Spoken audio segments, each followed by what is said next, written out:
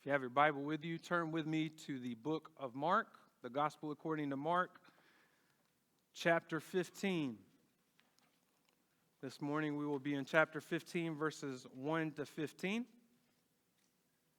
We have, Lord willing, 5 more Sundays in the book of Mark as we close this gospel, watching Jesus on the move, accomplishing our salvation, showing us what it looks like to follow him. This morning, as we inch our way towards the cross, we will witness 2 new characters to the story, but I hope in the midst of this familiar passage, you will be able to find yourself as we look at Pilate, Barabbas, and you. With all that in mind, let's read Mark chapter 15, verses 1 to 15. This is the word of the Lord. And as soon as it was morning, the chief priest held a consultation with the elders and scribes and the whole council. And they bound Jesus and led him away and delivered him over to Pilate. And Pilate asked him, "Are you the king of the Jews?" And he answered him, "You have said so." And the chief priests accused him of many things.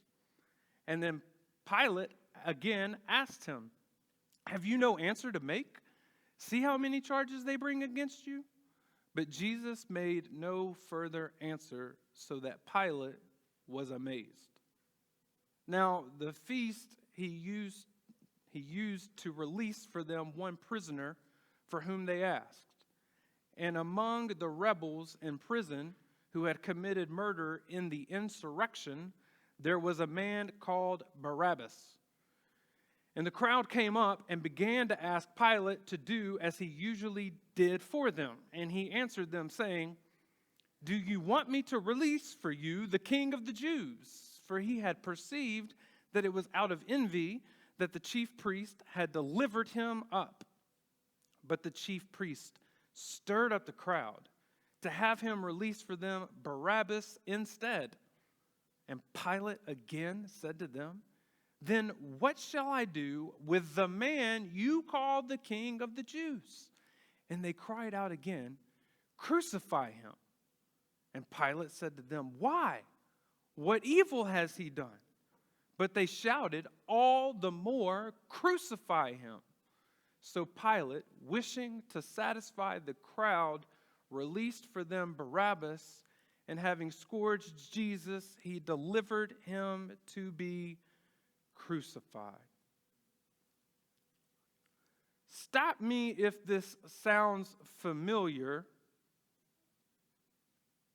In all the political drama, you have leaders who primarily are looking out for themselves, and criminals who are let off the hook, and religious leaders who are stirring up the pot, telling who the people to vote for, and people falling for all the lies and going with the flow.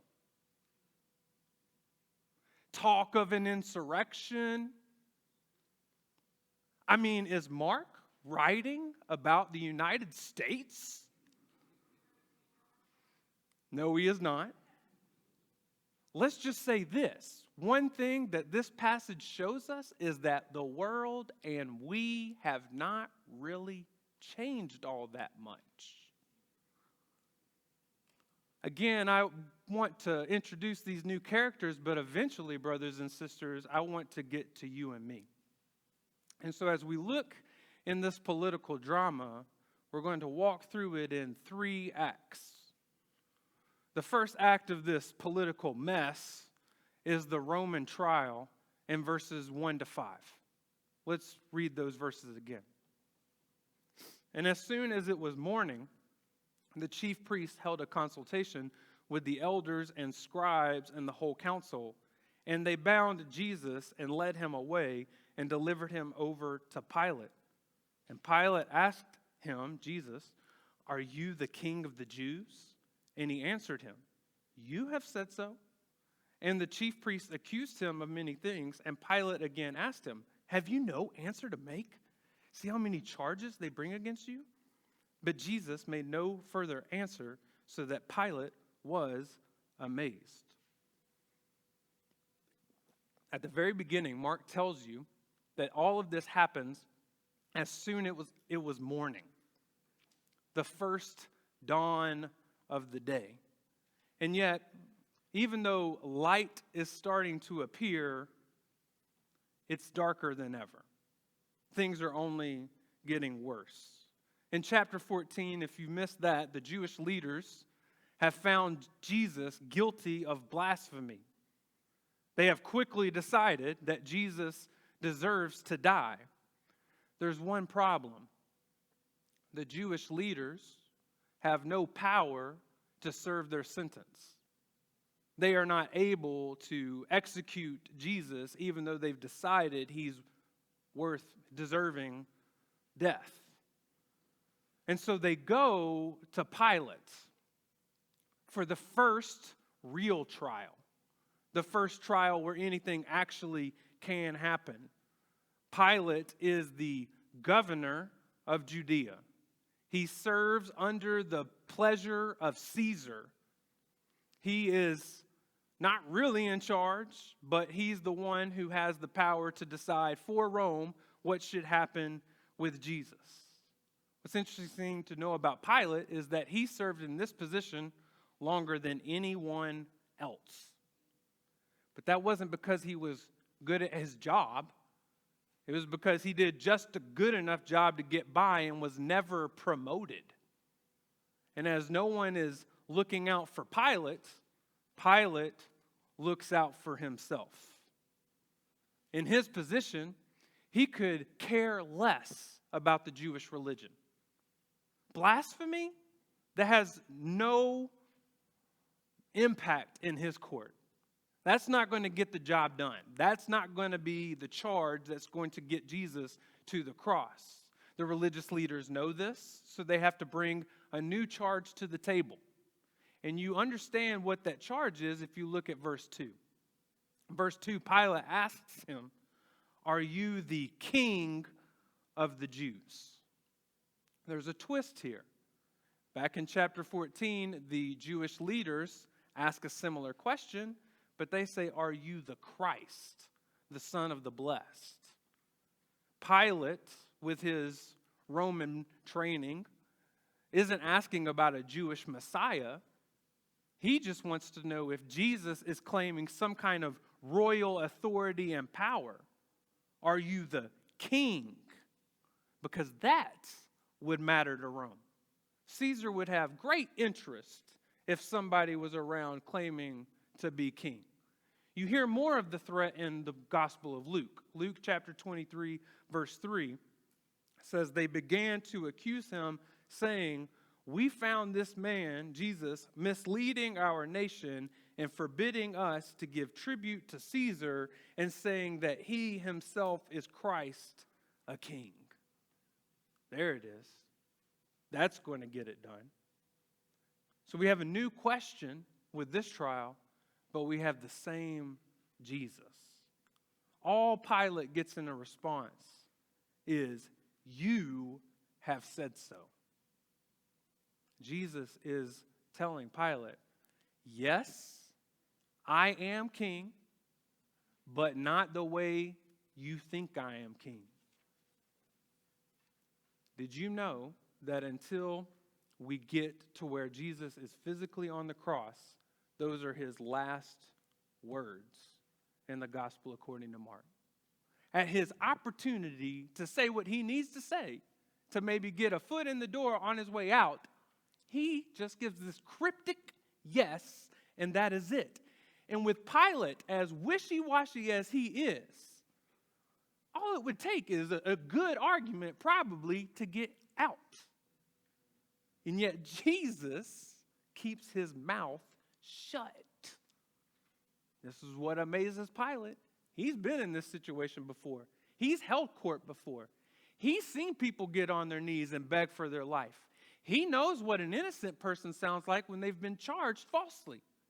And Jesus is not doing any of this. Isaiah 53, verse 7. Let me show you this verse again. The prophet predicts that he was oppressed and he was afflicted, yet he opened not his mouth.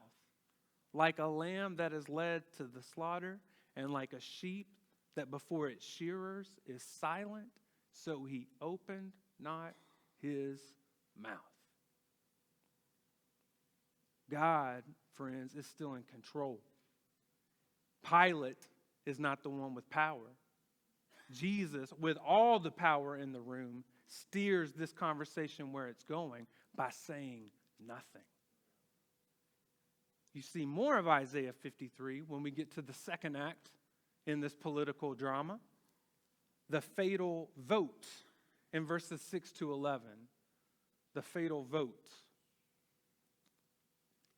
Let's read about that, verses 6 to 11.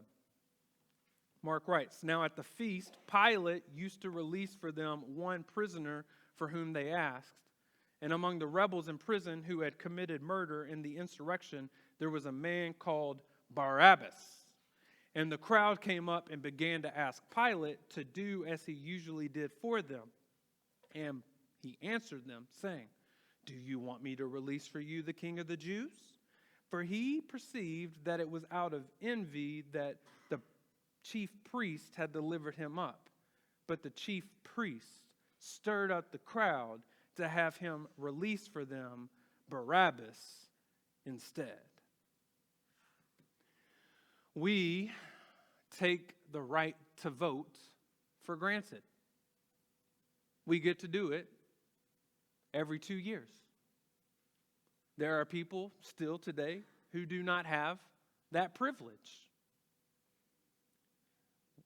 We have to remember, brothers and sisters, that in this courtroom that Jesus is in, this is not a democracy. This isn't a place where votes have to happen. Pilate has the right to do whatever he pleases. He can pull the trigger and release Jesus right now. He can pull the trigger and crucify Jesus right now. He's doing this ritual at the festival because what he wants to do is please people.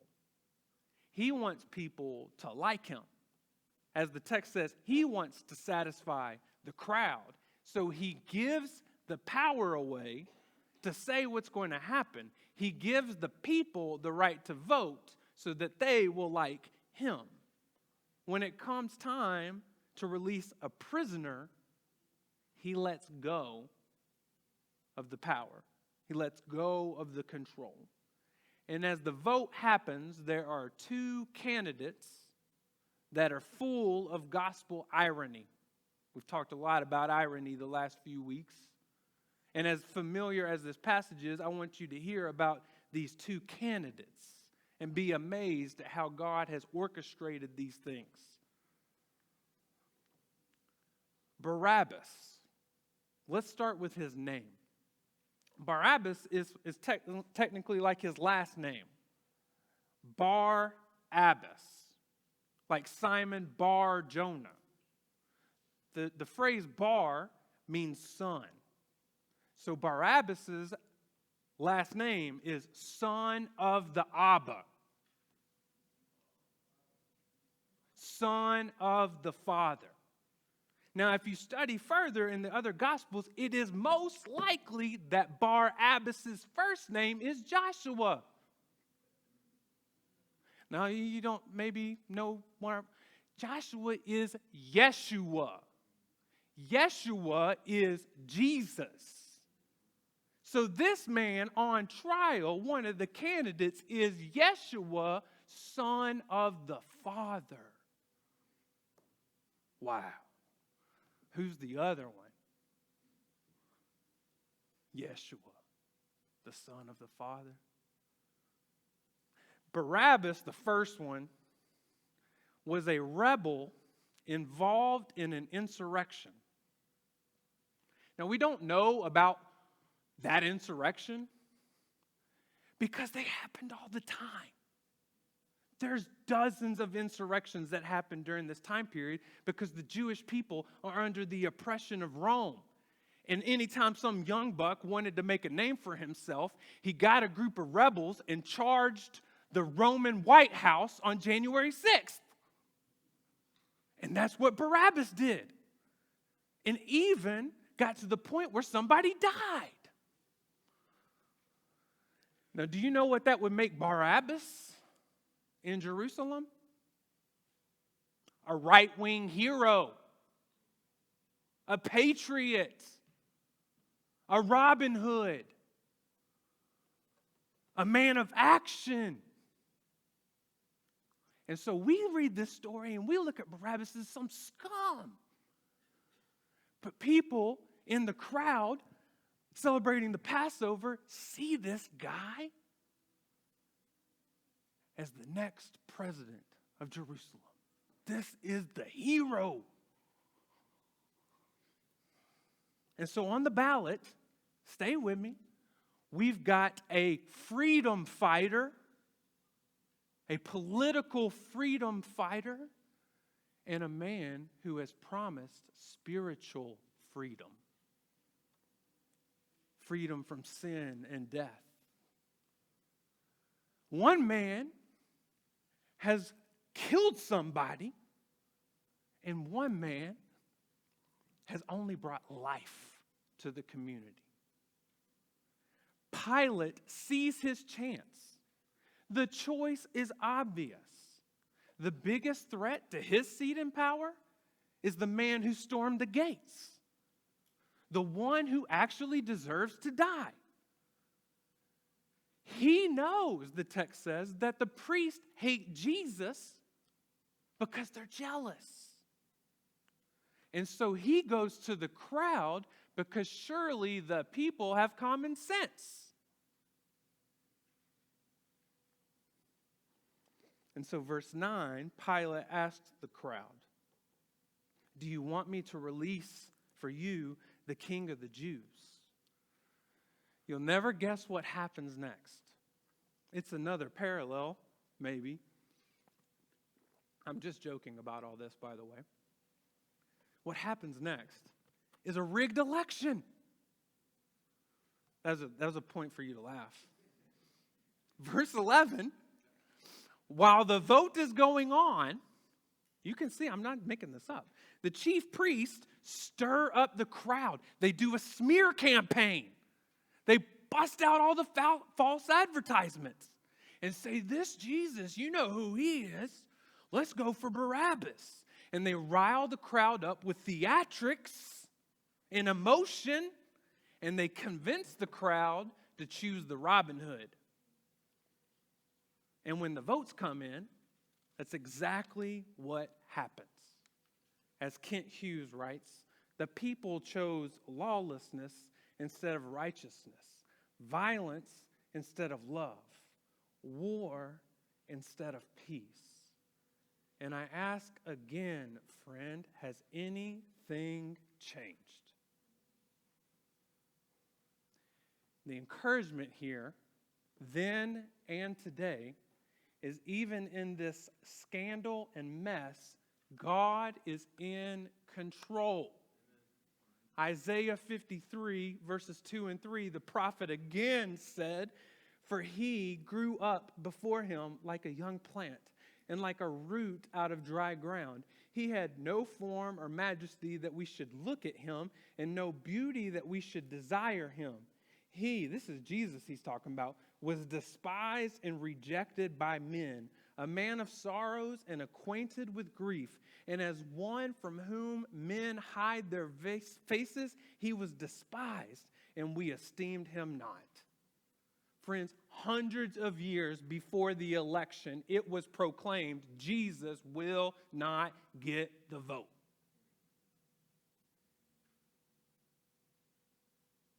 And as with every step before, God rules. Remember, we talked about this early. Whatever happens next in this story, God is in control. And it's so relevant, brothers and sisters. Listen, whatever it comes next in your story, whatever comes next in our story, God is in control. He's not let go of anything.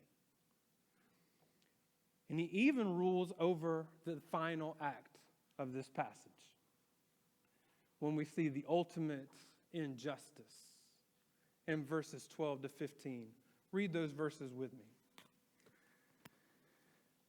And again, Pilate said to them, "Then what shall I do with the man you call the King of the Jews?" And they cried out again, "Crucify him." And Pilate said to them, "Why? What evil has he done?" But they, the crowd, shouted all the more, "Crucify him." So Pilate, wishing to satisfy the crowd, released for them Barabbas, and having scourged Jesus, he delivered him to be crucified. One of the things that has just been ingrained into my heart, into my mind, is this phrase about sin. One of my mentors used to say it all the time. It's been helpful. Maybe you could put this in your pocket and remember it when you're tempted. Sin will take you farther than you want to go. In temptation, it'll promise you that it'll all be great, and if you just take that step, it'll be easy peasy and you'll have fun doing it. But then when you give into that temptation, whatever it is in your life, it is going to be way worse than you think. It is going to take you farther than you want to go, and you are going to regret it. I don't know what sin you are tempted with, but that's for free.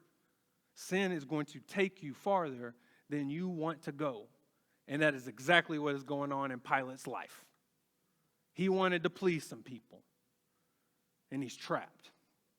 He wanted people to like him, to respect him, and it's gotten out of control. He knows it. He tries to configure things to get out of it, but the people are the ones with the power, and the people have made the wrong choice. And so guess what Pilate does? He does what election or political leaders do. He starts to squirm. He starts to backpedal. He starts to try to get out of his campaign promise. And he asks the crowd what to do with Jesus, hoping they'll give him a way out. But someone in the crowd, probably one of the priests stirring everybody on, starts the chant, "Crucify, crucify, crucify." And Pilate tries to speak over. He knows that it's coming, but over the noise, the judge, the one in charge, begs the jury, gets on his knees, and pleads that the verdict would change. In verse 14, Pilate confesses that Jesus is innocent. I want you to hear that. The enemy who ultimately pulled the trigger on Jesus knew that Jesus was innocent, knew that he was blameless. He says it over and over in the Gospel of Luke, and he cries out to the crowd, "What evil has he done?" And it's too late. The chant is only getting louder.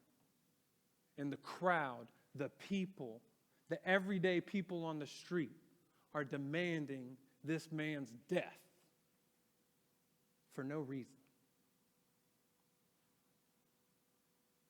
And Isaiah talked about this too.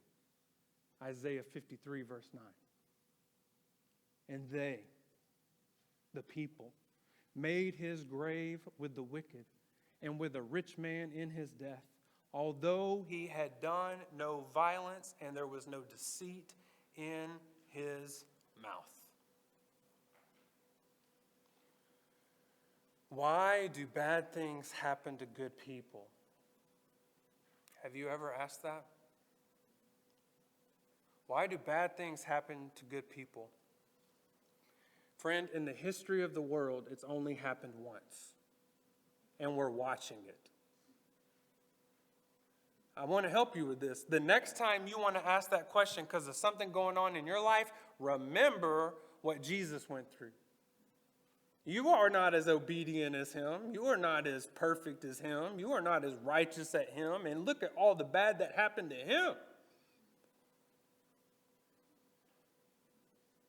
verse 15 again, just to see it. See all these characters come together and see what happens to Jesus. So Pilate, wishing to satisfy the crowd, released for them Barabbas, and having scourged Jesus, he delivered him to be crucified. One of the questions that people ask and debate when they study this question is, who's to blame? Who's the one at fault? Who's the one guilty? Who killed Jesus? Was it Pilate? Was it the chief priest? Was it the crowd? In a way, they're all right. But there's a word that tells you the answer. It happens 3 times in this passage. It's the word delivered. Delivered is a loaded word in the Gospel of Mark that always points to God's intentional purpose and will. Friends, who killed Jesus? God. Isaiah 53, verse 10. It was the will of the Lord to crush him. He has put him to grief. Friends, the good news of the gospel is, yes, the trial happened on Pilate's watch. Yes, the priests and the scribes instigated the trial. Yes, the crowd demanded the cross, but God was at work. God moved for this to happen. And God the Son, Jesus, accepted it to happen for you and me. Friends, God is behind it all because it's the only way to set you and me free and still be a holy God. If God just forgives you and me willy-nilly and none of this happens, God is just like Pilate letting Barabbas go. God is doing this so that he can be right when he says you and me are innocent. Because we're not. And Jesus has to pay the penalty for that to happen.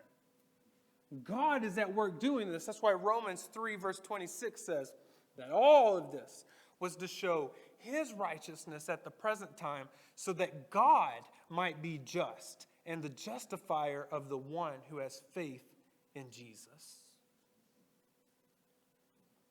Now I want to ask a question. I've alluded to it a couple times. You got to think through all of this and stick with me for a little bit. When you read this passage, as we've read this passage, where are you? Where do you fit in this story? I want you to think about that, and I just want to show you God at work for a minute. As we've watched this political mess, it is not a mess. It is perfect. God is perfectly working right now to show off his glory. There are 2 kings in this story. One who gave up his power to serve himself, and one king who gave up his power to serve us.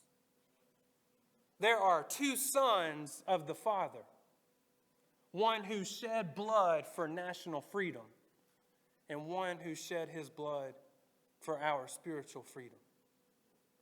In this passage, there are 2 kinds of shepherds. Ones who lead the sheep against God out of envy, and a great shepherd who is rejected by the sheep for God out of love. And there is a crowd full of sheep stained with guilt as they yell, "Crucify at the Messiah." And in this passage, there is only one spotless lamb. He's not just the King of the Jews. He is the King of Kings. And as we watch him, friend, where are you? I think some of us could see ourselves in Pilate.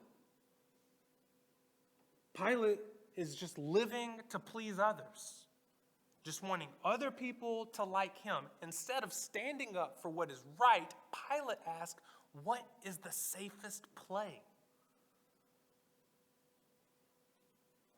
Anybody going through that at work, with their friends, in their marriage? Anybody just trying to please others, trying to do what's safe? Look at Pilate and see where that's going to take you. Colossians 3, verse 23 and 24. Friend, whatever you do, work heartily as for the Lord and not for men, knowing that from the Lord you will receive the inheritance as your reward. Don't try to impress others. Live for God. And so maybe some of us see ourselves in Pilate, but friend, it is more important for you to understand that you are in the crowd. Have you heard your voice chant, "Crucify"? Friend, do not think that if God gave you a time machine and brought you to this place, that you would be the one to stand against the crowd. Peter's not there. John's not there. None of the disciples are there. You and I would be no different. We would be the ones mixed up in all of this, yelling for Jesus to die. In our sin, that's what we do every day. Isaiah 53, again, verse 6. All we like sheep have gone astray.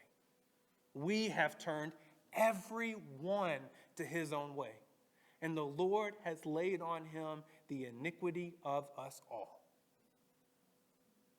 And friend, this is the most important step. You have to see yourself in the crowd, and you have to hear your voice crucify, because if you don't see yourself there, you won't get to see yourself in Barabbas. But you can. Friend, even with blood on your hands as a sinner, you can be set free. Even though you are the one who sinned, you can become a son of the Abba. Romans 5, verse 8. But God shows his love for us in that while we were still Barabbas, Christ died for us. I just want to know, have you had that happen in your life? Have you been put on trial? Guilty. You know it and everyone else knows it. Because of Jesus being your substitute, you're the one set free. Are those crimes still on top of you? The guilt and the condemnation still on top of you? Friend, if you trust what Jesus did in your place on the cross and through his resurrection, you can be let go free today. And God can be right and just in doing that. And when we see ourselves like that, I know many of us do, the only way we can see Jesus from then on is King. If Jesus took your place, he has to be your Lord. Friend, don't believe the lie in the church that Jesus can save you and not be your king. That is false gospel. If Jesus saves you, he has to be your king. And if he is your king, it should show up. Friend, if Jesus is your king, how does that impact the way you live this week? How does that impact the way you wake up? How does that impact the way you interact with the people that King has put in your life? What kind of changes would be made in your life if you 100% lived as if Jesus was King of kings and King of everything in your life? As Mark Strauss writes, it means we place ourselves in absolute submission to his will, like Jesus did, to turn our lives over to his service and to make him Lord of everything. Friend, I want to encourage you, if you've tried to siphon off a part of your Christian life and not give that to God, you need to repent, ask the King for forgiveness, and give that part of your life to him. Romans 12, verses 1 and 2, my final call to you, brothers and sisters who belong to Christ.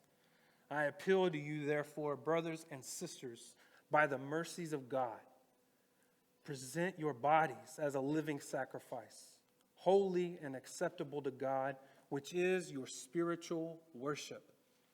Do not be conformed to this world, but be transformed by the renewal of your mind, that by testing you may discern what the will of God is, what is good and acceptable and perfect.